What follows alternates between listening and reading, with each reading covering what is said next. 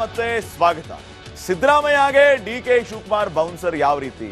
Gujarat model ಇಲ್ಲಿ ಸಿಕ್ಕಾಪಟ್ಟೆ ಚರ್ಚೆ ಆಗ್ತದೆ ವೀಕ್ಷಕರೇ. ಸಂಪುಟ ಪುನರ್ರಚನೆಗೆ ಗುಜರಾತ್ ಮಾದರಿಯನ್ನ ಅನುಸರಿಸಲಾಗುತ್ತಾ ಅನ್ನುವಂತಹ ಪ್ರಶ್ನೆ ಇದೆ.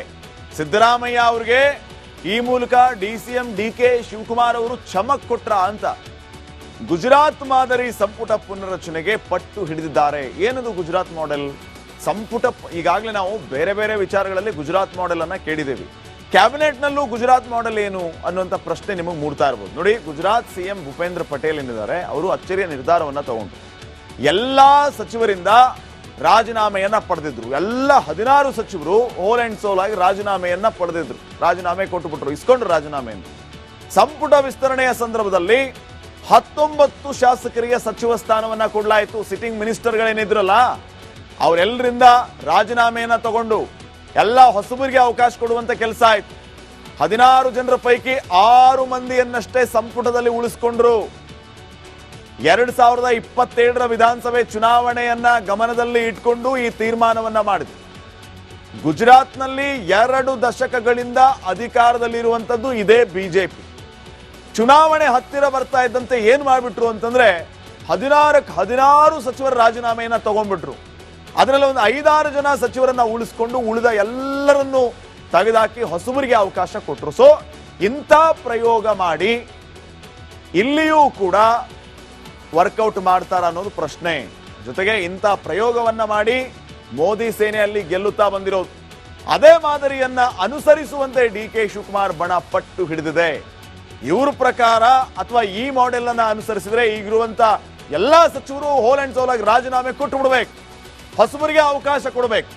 ಸಿದ್ದರಾಮಯ್ಯ ಡಿಕೆಶಿ ಬಿಟ್ಟು ಉಳಿದವರೆಲ್ಲ ರಾಜೀನಾಮೆಯನ್ನು ನೀಡಿಬಿಡೋದು. ಹೊಸಬರು ಅವಕಾಶ ವಂಚಿತರಿಗೆ ಸ್ಥಾನ ಕಲ್ಪಿಸೋದಕ್ಕೆ ಆಗ್ರಹ ಮಾಡುವಂತದ್ದು ಈ ಗುಜರಾತ್ ಮಾಡೆಲ್ನ ಮೂಲಕ. ಹಿರಿಯ ಸಚಿವರಿಗೆ ಪಕ್ಷದ ಸಂಘಟನೆಯ ಕೆಲಸ ಕೊಡಬೇಕು. ನೀವು ಇಷ್ಟು ದಿನ ಸಚಿವ ಸ್ಥಾನ ತಗೊಂಡಿದ್ ಸಾಕು, ಅಭಿವೃದ್ಧಿ ಮಾಡಿದ್ ಸಾಕು, ಇನ್ನ ಪಕ್ಷ ಸಂಘಟನೆಗೆ ಬನ್ನಿ ಅಂತ ಅವ್ರನ್ನ ಕಳಿಸ್ಬಿಡೋದು. ಸಂಪುಟದಲ್ಲಿ ಹೊಸತನ ಬಂದ್ರೆ ಸಂಘಟನೆಗೂ ಕೂಡ ಅನುಕೂಲ ಆಗುತ್ತೆ. ಇದೇ ಕಾರಣಕ್ಕೆ ಗುಜರಾತ್ ಮಾಡೆಲ್ ಕೇಳ್ತಿದ್ದಾರೆ ಡಿಕೆ ಶಿವಕುಮಾರ್. ಆದ್ರೆ ಸಾಧ್ಯ ಆಗುತ್ತಾ? ಈಗಲೇ ಒಬ್ಬರೋ ಇಬ್ಬರೋ ನೀವು ಸಂಪುಟದಿಂದ ಆಚೆ ಹೋಗ್ತೀರಿ ಅಂತ ಗೊತ್ತಾದ ತಕ್ಷಣ ಅವರ ಅಸಮಾಧಾನ ಆದೋ ಇದೋ ಎಲ್ಲ ಸ್ಟಾರ್ಟ್ ಆಗ್ಬಿಡುತ್ತೆ. ಇದ್ರ ಮಧ್ಯೆ ಇವೆಲ್ಲವೂ ಕೂಡ ಸಾಧ್ಯನಾ? ಇಲ್ಲಿ ರಾಜ್ಯದಲ್ಲಿ ಯಾರು ಓಕೆ ಅಂದ್ಬಿಡ್ತಾರೆ. ಈಗ ಸಿದ್ದರಾಮಯ್ಯ ಅವರು 4 ಜನ ಕರೆದು ನೀನ್ ರಾಜೀನಾಮೆ ಕೊಡ್ಬೇಕಪ್ಪ ಅಂತ ಹೇಳ್ಬಿಟ್ರೆ ಹ್ಞೂ ಅಂದ್ಬಿಡ್ತಾರ? ಶತ ಪ್ರಯತ್ನ ಮಾಡ್ತಾರೆ, ಅಂತಿಮ ಹಂತದವರೆಗೂ ಪ್ರಯತ್ನ ಮಾಡ್ತಾರೆ ಸಚಿವ ಸ್ಥಾನವನ್ನ ಉಳಿಸ್ಕೊಳ್ಳೋದಕ್ಕೆ. ಸೊ ಆ ಗೊಂದಲಕ್ಕೆ ನಾವು ಆಹ್ವಾನ ಕೊಡಬೇಕಾ ಅನ್ನುವಂಥದ್ದು, ಆ ರಿಸ್ಕ್ ತಗೋಬೇಕಾ ಅನ್ನುವಂಥದ್ದು ಇದೆ. ನೋಡೋಣ ಏನು ಮಾಡ್ತಾರೆ ಸಿದ್ದರಾಮಯ್ಯ, ಏನು ಮಾಡ್ತಾರೆ ಡಿಕೆ ಶಿವಕುಮಾರ್ ಅಂತ. ಈಗ ಒಂದು ಚಿಕ್ಕ ಬ್ರೇಕ್ ಇರುತ್ತೆ. ಮತ್ತೆ ಸ್ವಾಗತ. ಸಿದ್ದರಾಮಯ್ಯಗೆ ಡಿಕೆ ಶಿವಕುಮಾರ್ ಬೌನ್ಸರ್ ಯಾವ ರೀತಿ? ಗುಜರಾತ್ ಮಾಡೆಲ್ ಇಲ್ಲಿ ಸಿಕ್ಕಾಪಟ್ಟೆ ಚರ್ಚೆ ಆಗ್ತದೆ ವೀಕ್ಷಕರೇ. ಸಂಪುಟ ಪುನರ್ರಚನೆಗೆ ಗುಜರಾತ್ ಮಾದರಿಯನ್ನ ಅನುಸರಿಸಲಾಗುತ್ತಾ ಅನ್ನುವಂತಹ ಪ್ರಶ್ನೆ ಇದೆ.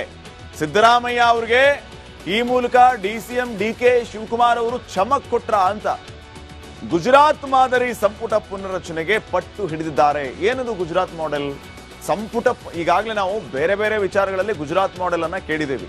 ಕ್ಯಾಬಿನೆಟ್ ನಲ್ಲೂ ಗುಜರಾತ್ ಮಾಡೆಲ್ ಏನು ಅನ್ನುವಂಥ ಪ್ರಶ್ನೆ ನಿಮಗೆ ಮೂಡ್ತಾ ಇರಬಹುದು. ನೋಡಿ, ಗುಜರಾತ್ ಸಿಎಂ ಭೂಪೇಂದ್ರ ಪಟೇಲ್ ಏನಿದ್ದಾರೆ ಅವರು ಅಚ್ಚರಿಯ ನಿರ್ಧಾರವನ್ನ ತಗೊಂಡ್ರು. ಎಲ್ಲಾ ಸಚಿವರಿಂದ ರಾಜೀನಾಮೆಯನ್ನ ಪಡೆದಿದ್ರು. ಎಲ್ಲ 16 ಸಚಿವರು ಹೋಲ್ ಅಂಡ್ ಸೋಲ್ ಆಗಿ ರಾಜೀನಾಮೆಯನ್ನ ಪಡೆದಿದ್ರು. ರಾಜೀನಾಮೆ ಕೊಟ್ಟುಬಿಟ್ರು, ಇಸ್ಕೊಂಡ್ರು ರಾಜೀನಾಮೆಯನ್ನು. ಸಂಪುಟ ವಿಸ್ತರಣೆಯ ಸಂದರ್ಭದಲ್ಲಿ 19 ಶಾಸಕರಿಗೆ ಸಚಿವ ಸ್ಥಾನವನ್ನ ಕೊಡಲಾಯಿತು. ಸಿಟ್ಟಿಂಗ್ ಮಿನಿಸ್ಟರ್ಗಳೇನಿದ್ರಲ್ಲ ಅವರೆಲ್ಲರಿಂದ ರಾಜೀನಾಮೆಯನ್ನ ತಗೊಂಡು ಎಲ್ಲ ಹೊಸಬರಿಗೆ ಅವಕಾಶ ಕೊಡುವಂತ ಕೆಲಸ ಆಯ್ತು. 16 ಜನರ ಪೈಕಿ 6 ಮಂದಿಯನ್ನಷ್ಟೇ ಸಂಪುಟದಲ್ಲಿ ಉಳಿಸಿಕೊಂಡ್ರು. 2027 ವಿಧಾನಸಭೆ ಚುನಾವಣೆಯನ್ನ ಗಮನದಲ್ಲಿ ಇಟ್ಕೊಂಡು ಈ ತೀರ್ಮಾನವನ್ನ ಮಾಡಿದ್ರು. ಗುಜರಾತ್ನಲ್ಲಿ 2 ದಶಕಗಳಿಂದ ಅಧಿಕಾರದಲ್ಲಿರುವಂತದ್ದು ಇದೇ ಬಿಜೆಪಿ. ಚುನಾವಣೆ ಹತ್ತಿರ ಬರ್ತಾ ಇದ್ದಂತೆ ಏನ್ ಮಾಡ್ಬಿಟ್ರು ಅಂತಂದ್ರೆ 16 ಸಚಿವರ ರಾಜೀನಾಮೆಯನ್ನ ತಗೊಂಡ್ಬಿಟ್ರು. ಅದರಲ್ಲಿ ಒಂದು 5-6 ಜನ ಸಚಿವರನ್ನ ಉಳಿಸ್ಕೊಂಡು ಉಳಿದ ಎಲ್ಲರನ್ನೂ ತೆಗೆದುಹಾಕಿ ಹೊಸಬರಿಗೆ ಅವಕಾಶ ಕೊಟ್ಟರು. ಸೊ ಇಂಥ ಪ್ರಯೋಗ ಮಾಡಿ ಇಲ್ಲಿಯೂ ಕೂಡ ವರ್ಕೌಟ್ ಮಾಡ್ತಾರ ಅನ್ನೋದು ಪ್ರಶ್ನೆ. ಜೊತೆಗೆ ಇಂಥ ಪ್ರಯೋಗವನ್ನ ಮಾಡಿ ಮೋದಿ ಸೇನೆಯಲ್ಲಿ ಗೆಲ್ಲುತ್ತಾ ಬಂದಿರೋದು. ಅದೇ ಮಾದರಿಯನ್ನ ಅನುಸರಿಸುವಂತೆ ಡಿಕೆ ಶಿವಕುಮಾರ್ ಬಣ ಪಟ್ಟು ಹಿಡಿದಿದೆ. ಇವ್ರ ಪ್ರಕಾರ ಅಥವಾ ಈ ಮಾಡೆಲ್ ಅನ್ನ ಅನುಸರಿಸಿದ್ರೆ ಈಗಿರುವಂತ ಎಲ್ಲಾ ಸಚಿವರು ಹೋಲ್ ಅಂಡ್ ಸೋಲ್ ಆಗಿ ರಾಜೀನಾಮೆ ಕೊಟ್ಟು ಬಿಡಬೇಕು, ಹೊಸಬರಿಗೆ ಅವಕಾಶ ಕೊಡಬೇಕು. ಸಿದ್ದರಾಮಯ್ಯ ಡಿಕೆಶಿ ಬಿಟ್ಟು ಉಳಿದವರೆಲ್ಲ ರಾಜೀನಾಮೆಯನ್ನು ನೀಡಿಬಿಡೋದು. ಹೊಸಬರು ಅವಕಾಶ ವಂಚಿತರಿಗೆ ಸ್ಥಾನ ಕಲ್ಪಿಸೋದಕ್ಕೆ ಆಗ್ರಹ ಮಾಡುವಂತದ್ದು ಈ ಗುಜರಾತ್ ಮಾಡೆಲ್ನ ಮೂಲಕ. ಹಿರಿಯ ಸಚಿವರಿಗೆ ಪಕ್ಷದ ಸಂಘಟನೆಯ ಕೆಲಸ ಕೊಡಬೇಕು. ನೀವು ಇಷ್ಟು ದಿನ ಸಚಿವ ಸ್ಥಾನ ತಗೊಂಡಿದ್ ಸಾಕು, ಅಭಿವೃದ್ಧಿ ಮಾಡಿದ್ ಸಾಕು, ಇನ್ನ ಪಕ್ಷ ಸಂಘಟನೆಗೆ ಬನ್ನಿ ಅಂತ ಅವ್ರನ್ನ ಕಳಿಸ್ಬಿಡೋದು. ಸಂಪುಟದಲ್ಲಿ ಹೊಸತನ ಬಂದ್ರೆ ಸಂಘಟನೆಗೂ ಕೂಡ ಅನುಕೂಲ ಆಗುತ್ತೆ. ಇದೇ ಕಾರಣಕ್ಕೆ ಗುಜರಾತ್ ಮಾಡೆಲ್ ಕೇಳ್ತಿದ್ದಾರೆ ಡಿಕೆ ಶಿವಕುಮಾರ್. ಆದ್ರೆ ಸಾಧ್ಯ ಆಗುತ್ತಾ? ಈಗಲೇ ಒಬ್ರೋ ಇಬ್ಬರೋ ನೀವು ಸಂಪುಟದಿಂದ ಆಚೆ ಹೋಗ್ತೀರಿ ಅಂತ ಗೊತ್ತಾದ ತಕ್ಷಣ ಅವರ ಅಸಮಾಧಾನ ಆದೋ ಇದೋ ಎಲ್ಲ ಸ್ಟಾರ್ಟ್ ಆಗ್ಬಿಡುತ್ತೆ. ಇದ್ರ ಮಧ್ಯೆ ಇವೆಲ್ಲವೂ ಕೂಡ ಸಾಧ್ಯನಾ ಇಲ್ಲಿ ರಾಜ್ಯದಲ್ಲಿ? ಯಾರು ಓಕೆ ಅಂದ್ಬಿಡ್ತಾರೆ? ಈಗ ಸಿದ್ದರಾಮಯ್ಯ ಅವರು 4 ಜನ ಕರೆದು ನೀನ್ ರಾಜೀನಾಮೆ ಕೊಡ್ಬೇಕಪ್ಪ ಅಂತ ಹೇಳ್ಬಿಟ್ರೆ ಹೂ ಅಂದ್ಬಿಡ್ತಾರ? ಶತ ಪ್ರಯತ್ನ ಮಾಡ್ತಾರೆ, ಅಂತಿಮ ಹಂತದವರೆಗೂ ಪ್ರಯತ್ನ ಮಾಡ್ತಾರೆ ಸಚಿವ ಸ್ಥಾನವನ್ನ ಉಳಿಸ್ಕೊಳ್ಳೋದಕ್ಕೆ. ಸೊ ಆ ಗೊಂದಲಕ್ಕೆ ನಾವು ಆಹ್ವಾನ ಕೊಡಬೇಕಾ ಅನ್ನುವಂಥದ್ದು, ಆ ರಿಸ್ಕ್ ತಗೋಬೇಕಾ ಅನ್ನುವಂಥದ್ದು ಇದೆ. ನೋಡೋಣ ಏನು ಮಾಡ್ತಾರೆ ಸಿದ್ದರಾಮಯ್ಯ, ಏನು ಮಾಡ್ತಾರೆ ಡಿ ಕೆ ಶಿವಕುಮಾರ್ ಅಂತ. ಈಗ ಒಂದು ಚಿಕ್ಕ ಬ್ರೇಕ್ ಇರುತ್ತೆ. 6 ಮಂದಿಯನ್ನಷ್ಟೇ ಸಂಪುಟದಲ್ಲಿ ಉಳಿಸ್ಕೊಂಡ್ರು. 2027ರ ವಿಧಾನಸಭೆ ಚುನಾವಣೆಯನ್ನ ಗಮನದಲ್ಲಿ ಇಟ್ಕೊಂಡು ಈ ತೀರ್ಮಾನವನ್ನ ಮಾಡಿದ್ರು. ಗುಜರಾತ್ನಲ್ಲಿ 2 ದಶಕಗಳಿಂದ ಅಧಿಕಾರದಲ್ಲಿರುವಂತದ್ದು ಇದೇ ಬಿಜೆಪಿ.